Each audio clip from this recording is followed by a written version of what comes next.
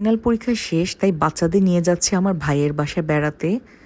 ওইখানে আগে থেকে আমার আম্মু আর আমার ভাতিজি দাঁড়িয়েছিল ওদেরকে রিসিভ করবে বলে। আমার আম্মু তো ওদেরকে পেয়ে ভীষণ খুশি। অনেক দিন পর আসা হয়েছে আমার ভাইয়ার বাসায়।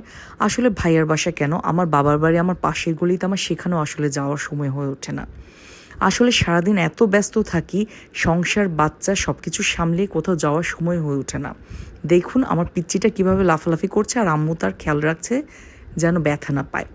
আমার ভাতিজি আর আমার বোনের মেয়ে, একজন হচ্ছে সুলিসমা, একজন হচ্ছে তাহারা, তারা আবার বান্ধবী। এইদিকে জামাইরা নামাজ পড়ে এসেছে, তাদের আবার প্রচণ্ড ক্ষুধা পেয়ে গিয়েছে ভাবির মজার মজার খাবারের সুবাসে। এখানে প্রতিটা আইটেমই আমার ভাবি রান্না করেছে। আমার ভাবির রান্না কিন্তু ভীষণ মজা। এরপর খাওয়া দাওয়া শেষ হওয়ার পর আমরা সবাই মিলে বসে আড্ডা দিতে থাকলাম, আর বাচ্চারা টিভিতে কার্টুন দেখছিল। আড্ডা দিতে দিতে বিকেল হয়ে আসলো, তখন হঠাৎ মনে হলো এত সুন্দর বিকেল, তাহলে বিকেলের চাটা ছাদে যেয়েই খাওয়া যায়।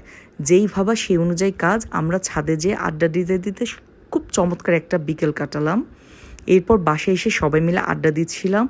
সবাই জানেন ফ্যামিলি সবাই মিলে যখন আড্ডা দেওয়া হয় তখন আড্ডাগুলো কতটা ভালো লাগে।